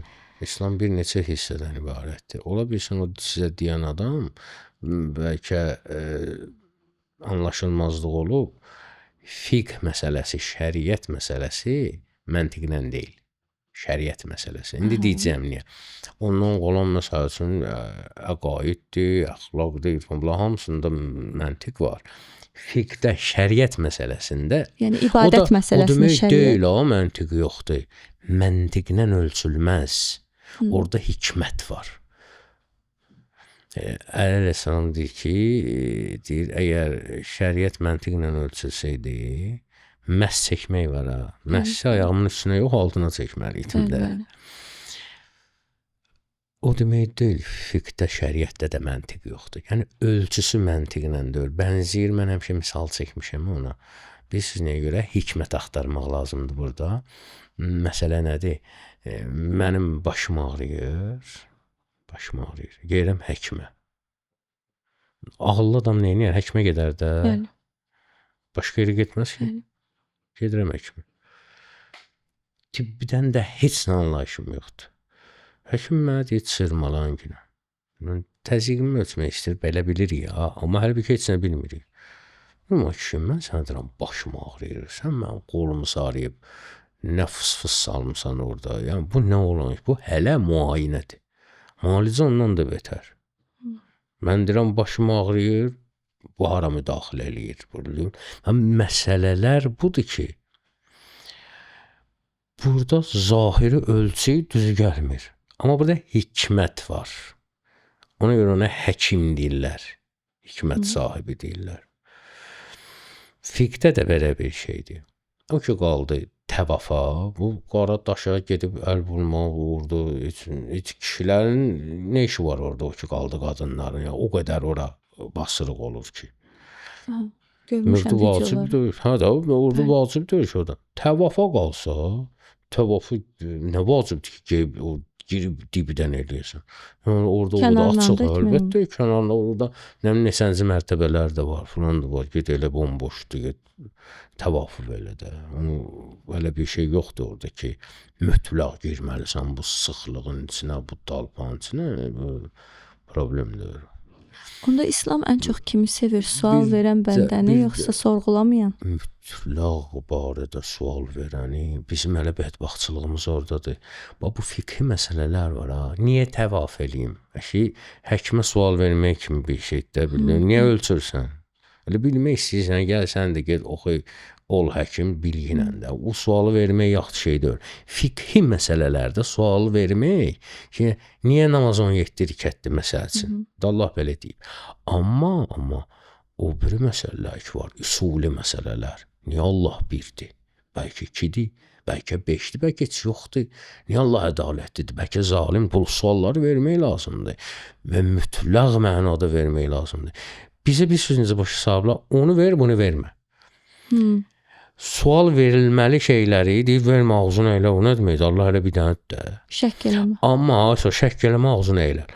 Amma o biri sualları dəxil olmayan da, niyə namaz neçə rükətdir, o niyə belə oldu, bu niyə fiqhi sualları. Bu fiqhidir, bu tamam başqa bir şeydir. Bu hələ bir ki, məktubun üstüdür, zərfdir. Məsələn, Bakının indeksi məsələn budur. Niyə görə bu dövr odur? Tutalım bu da. olub da belə. Ay sor. Anladım. Plus 499 ilə başlayırsan, kodu yazırsan. Niyə plus 499-dur məsələn? 599-dur. Yəni demək istəyirsiniz ki, daha məntiqli suallar var, məntiqsiz suallar var. Yox, o da məntiqsiz deyil əslində. Amma hər şeyimiz düzəlib, bir dənə qalıb o məsələ, sən əvvəl başda Bismillah birincidən də, usul-i dindən başda, tohiddən başda, Allahın birliyindən başda, o suallarla gəl, çıx nübüvvətə, peyğəmbərliyə, ondan sonra imamətə, məada bunları həzm elə yenə, ondan sonra artıq biləcəksən ki, o bir tərəfdən nə sual verəsən. Ortadan sual verməzlər. Olmayıb ki, sizin sahibinizdə hansısa bir sahəni bilirsinizsə, ortadan sual verə bilərdim. Məsələn ki, valla bunu mən sizə baş salmaq üçün gəlib qaydım tezdən birdən başlayayım sən ora baş salmağa. Bu dəqiqə məsələlər belədir. Dinə hələ suallar verirlər. Falan şey niyə belə oldu? Bir daha deyən hələ deyir, axı məsələ, bunu qayıtmaq lazımdır əvvələ, sən heç bilmirsən, o nədir, bu nədir və s. və s. və s. O ki, qaldı, gedib yaşamaq istədim oradakı həccdəki məsələni. Bu, əslində mən belə düşünürəm, artıq mənim öz fikrimdir ki, bu belə olmur. Burada onun nəzəriyyəsini öyrənmək lazımdır. Onun hikmətini, fəlsəfəsini öyrənmək lazımdır. Həcc məsələsini.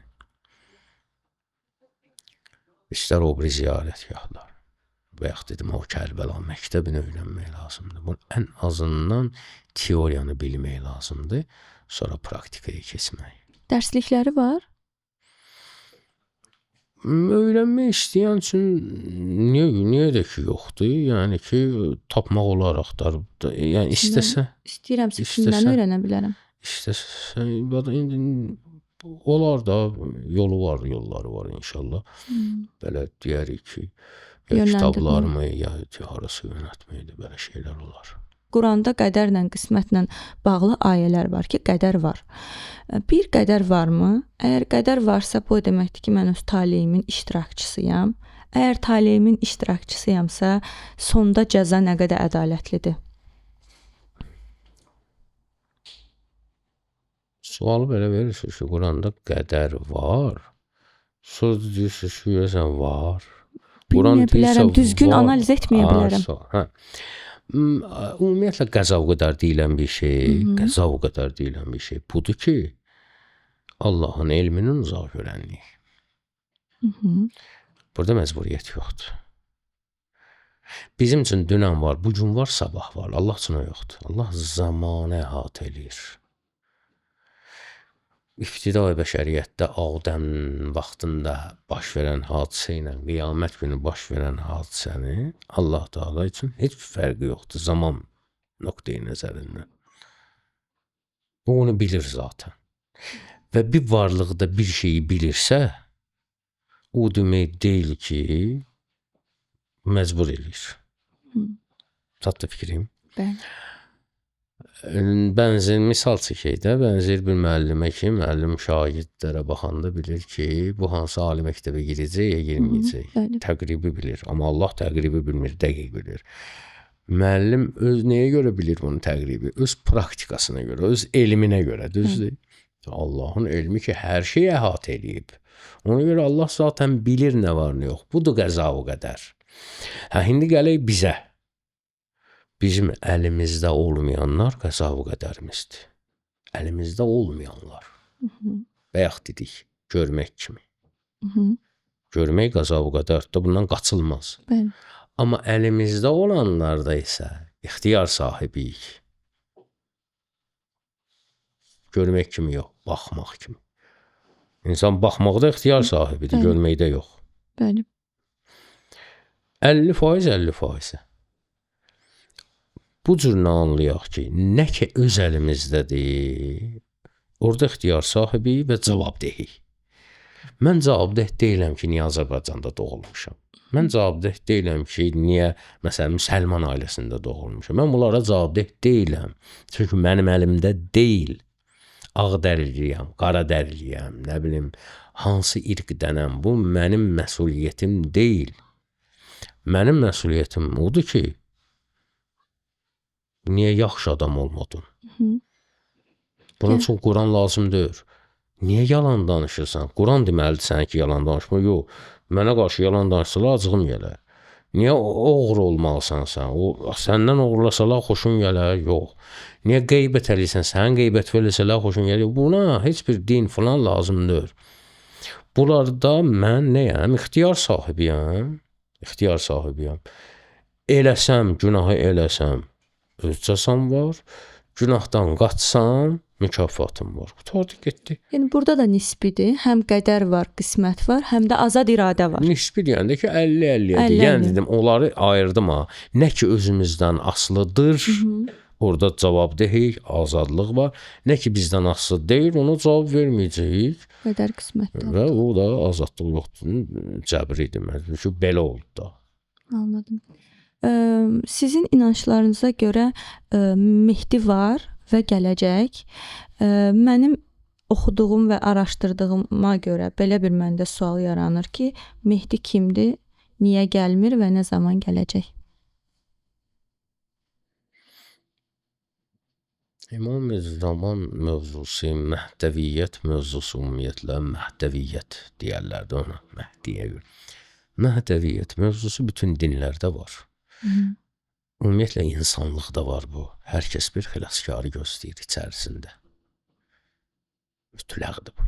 Bütün bəşəriyyət, o deyir o ağatlı şəhzadə falan, hər kəsin öz xəyalı var. Bütün bəşəriyyətin bir xilaskarı ehtiyacı var. Hər din bir xilaskarı gözləyir. Hər din. Yəni dinin nümayəndələrdə. Və həmçinin də biz də bilirik ki, bir nəfər yaşayır hal-hazırda. Var. Gözdən qeybdədir. Bizim əqidəmiz budur da, gözdən qeybdədir. Durub deyərsən ki, o qədər müddət insan yaşaya bilərmi? Və Qurana inanırsa, Quran deyib yaşayar.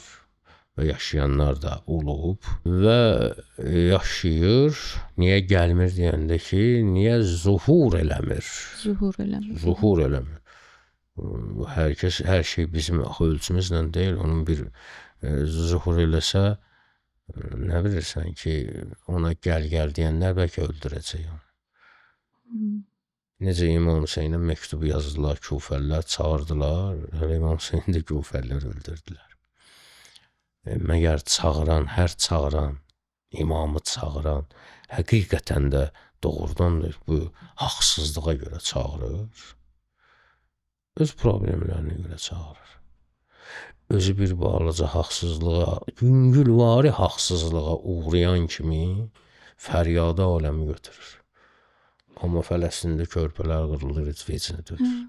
Bundan gedir söhbət. Yəni biz həqiqəti necə görürük, həqiqəti necə çağırırıq? O adamlar ki, iddia eləyir, niyə gəlmir, niyə? Sən nə dəxli var bunun gəlib gəlməməyindən? Sən ümumiyyətlə bilmirsən intizar fərəcin olan şeydir, onu gözləməyinə olan şeydir. Sənin bütün o Füzuli, Seyid Əzim, o həsrətlə baxdığın şairlər ancaq onun həsrəti ilə yazdıqları şeirlər olardı. Ki, insan həmin o məktəb dedim, o fədakarlıq məktəbi. İnsan ona görə onu istəyər, çağırar ki, gəlsin, mən heç, mənim başıma, mən ölüm, bu yolda gedim, amma insanlıq düzəlsin. Ora gəlib çatmaq lazımdır, balaca söz deyil bu.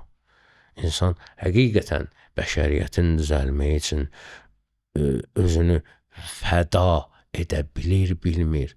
Bunlar başlayır bilirsiniz neydən? Hələ bax qayıdırıq bu mövzuya ki, namazdan. Namaz Allaha vaxt ayırmaqdır. Başqa şeylər var, meditasiyalar var. Keyfim gəldi, bir dənə getdim, elədim meditasiya. Elə deyil, keyfim gəldi. O burada da bir dənə nəfs var, keyfim gəldi, elədim. İstədim, elədim. Allahla bütövləşmək istədim, bütövləşdim. Burada elə şey yoxdur. Burada deyir ki, konkret vaxtlar var ki, o vaxtları Allaha fəda eləməlisən. Yaxşı olar ki, o halla eləyəsən. Yox, o halın yoxdursa, eybi yox. Amma əsas odur ki, vaxtını fəda etdin. Səhər, günorta, axşam konkret 5 dəqiqə, 10 dəqiqə ayırdın Allah. Mən həmişə ürəyimdə Allahımla danışıram. Necə danışır? Harada danışsın? Yatmamışdan əvvəl danışıram. Yuxudan duranda, yatmamışdan əvvəl onsuz da yerdəmə alırsan, robot deyirsən ki, birdən-birə sönüb yatasan. Duranda da yerdəmə alıb durursan da. Bu mecrutukda görürsən ki, şey eləyirsən, danışırsan da Allahla bu arada. O bir başqa zadını Allahla danışmazlar. Konkret deyir, üzvü qibləyə tutqunən, məsələn, konkret bir yerə üzvü tutqunən, yunqunən, o başda mənlə danışma, başqa heç bir də hərəkət eləmə. Bilmirsən ha, nə danışırsan ərəb dilində. Danış. Amma içindən mən sənə vaxt ayırıram. Bu hər şey başlayır vaxtdan. Vaxt ayırırsan, sonra pul ayırırsan. Mən gəlirəm bir nəfərə, 1000 manat verirəm ki, gələ bu 1000 manatı sənə tapşırıram, ehtiyac olanlara payla. Mən də dayanmışam sənin yanında. İstəsmə insan sevinclə eləyir. Sevinir. Həm ona məhəbbət artır ki, bu nə yaxşı adamdır. Həm də özü də bilir, axı filan kəsin ehtiyacı var, ona verdim. Mən 1000 manat deyirəm, böyük məbləğ də ola bilər. Halbuki həmən o məbləğ mənim özümdə də var. Bu doğrudan da sevindirici işdirsə, mən niyə öz pulumdan bunu eləmirəm? Bu artığım da var ha, məsəl üçün.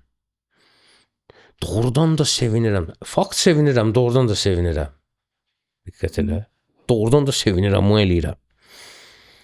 Bu doğrudan da yaxşı işdirsə, məni sevindirən işdirsə, özümdən nə iş götürüb eləmirəm. Burada qalırsan belə. Bu səni sevindirən işdirsə, özündən niyə eləmirsən? Burada belə nəticə çıxır ki, yox, bu qəşəng şeydir, amma başqasının pulundan xərcləyim. Mən sevinirəm. Burada bir fədakarlıq lazımdır. Sağ ol. Mən bunu xərcliyim qəşəng şeydir. Verim bunları sevindirim, sevinirəm. Amma özümdən yox, başqasından. İmamı çağırmaq odur bu saat. Niyə gəlmir? O cür adamlardır. Niyə gəlmir? Hani harda qaldı? Bəs bu qədər filan. Sənə nə olub? Sən bir dənə dur ayağa deyinən ki, filan şey niyə belə eləmirsiniz? Bir iki dənə başqa bir iki dənə əziyyət görgünən bir sən də. Biz oturmuşuq o qədər ələl xüsusda indi o sosial aləmdə orada başlayır insan özünü yavaş-yavaş münsif bilir. Jüriyə Allah Taala bunu jüri qoyub yer kürəsinə. Və şərh edə bilər. Bu bilsən o düz eləmədi. Xoş bir dənə komment yazdı. Bu ağzına gələni danışır. Bu nə filan. Tapasan həmin adamı 30 lirasan ki, gəl otur təmiz söhbətə. Cəsarəti çatmayacaq. Nə cəsarəti çatacaq, ya üzü istəyəcək, yalvaracaq, ya nə fiziki yığacaq. Axı bir yolun tapacaq da, bir necə eləyəcək. Yəni o belə insanlar bu cür belə elə yanaşırlar işlərə ki, niyə falan olmadı? Niyə bu Allah hara baxır, bu qırılır cəmaət bəs falan. İnsan zaten dünyaya ölmək üçün gəlib. Sən nə bilirsən ki, onu ölməysən, hansısa bir vaxtı ikən elədiyin günahın nəticəsidir ki, indi o ölür. İnsanlar hikmət axtarmırlar işdə. Ancaq səhv axtarırlar. Bu gedişlə də haracan gedəcəksən? Sizcə İslam dünyasının əsas xilası elə bu mövzudur? Bunlar danışdıqlarımız hamısı hissə, biraz bu hələ bir dərddir. Yəni biz demirik ki, mütləq bunu həll elədin və səlam. O adı bir dənə misal getdim, yeri gəldi namazdan misal getirdim. 24 saatında 24 dəqiqəsini Allaha ayıra bilməyən insan, mən üçün maraqlı ya ki, bu canını necə verər Allah yolunda? Malını necə verər Allah yolunda? Bu adam vaxtını ayırmır, 1000 dənə də bəhanə getirir. İslam dini fədakarlıq. Allah deyir ki, yaranmısan, nə vermişəm sənə? Mənim yolumda fəda elə, mən səni artıracağam. Səni, səndəkiləri yox, hətta səni artıracağam. Bunu anlayıb yaşamaq, bu işlə yaşamaq, doğrudan da bir adamın gördüyü iş var, məsələn bir sənəti var. O acığı gəlir. İşə gedəndə hələ bir ki, nə bilim zulm çəkir də. Bircə bu iş vaxtı qutarsaydı gedərdik falan. Mənim məsəl üçün işim, gücüm, mənim işim konkret belə işim, gücüm yoxdur. İşim, gücüm Allahdan danışmaqdır, Allahı təbliğ eləməkdir. Nəyim varsa insanlarla bölməkdir. Mən bundan zövq alıram. Həqiqətən də zövq alıram. Və bundan gözəl nə ola bilər? Ucuya qalsa Allah dolandıracaq da. Allah bir yerdən axır tapıb bir şey eləyəcək də. Amma ki, insan o gördüyü ibadəti də bu cür olmalıdır. Fəda edərək. Bəli, mən sənə vaxt ayırıram. Gör, mən nə boyda yerin yesiyəm ki, Allah məndən istəyir bunu ki, mənə vaxt ayır. Adam bilsən, bir adam sevir, deyir, mənə niyə vaxt ayırmırsan, mənə diqqət göstərən, belə söhbətlər var. İndi bunları qoyuq, Allah kimi bir varlıq. Deyir, ay mən səni sevirəm, mənə vaxt ayır. Bu insafsızlıqdır, ona vaxt ayırmamaq. Ailə heç cəhənnəmi də yoxdur Allahın, nə bilim, heç əzabı da yoxdur. Qoyaq da bunlar bir qırağa. Məyər Allah, əleyhissalam deyir də, deyir, cəhənnəmindən qorxmuram, cənnət və hər istəyirəm. Sən ibadətə layiqsən, səcdəyə layiqsən. Nə var bunu eləməyə, elə də 50 dənə yerdən bəhanə getirirlər. Yox, Quranda bu belə deyir, o dəyişdirilib.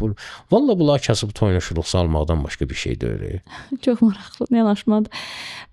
Bəs dua enerjisinə mən çox inanıram ki, Yaradanım məni dinləyir. Amma ibadət ərəb dilindədir. Duada da bu fərq varmı? İbadət konkret olaraq o rəsmi, o ibadət ki var. O rəsmi deyə o. Bəli. Yəni bu demək ki, Allah bizlə ərəb dilindən ünsiyyətə keçir. Elə şey yox.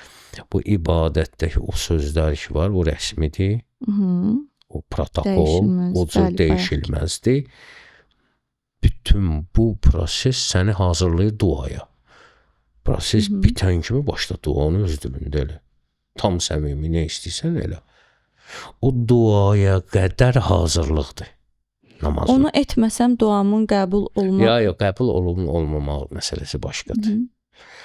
Namazdan sonra olunan dua sadəcə olaraq yəni yaxşıdır da, əxlaqi nöqteyi nəzərdən hələ bir adamdan nəsə istəyirsən, əvvəl adama girərsən, salam verərsən, sonra deyərsən ki, bir dənə olar bunu götürüm. Anladım. Salamsız, kəlamsız girsən, bir dənə olar bunu götürüm. Bu biraz yaxşı çıxmır da.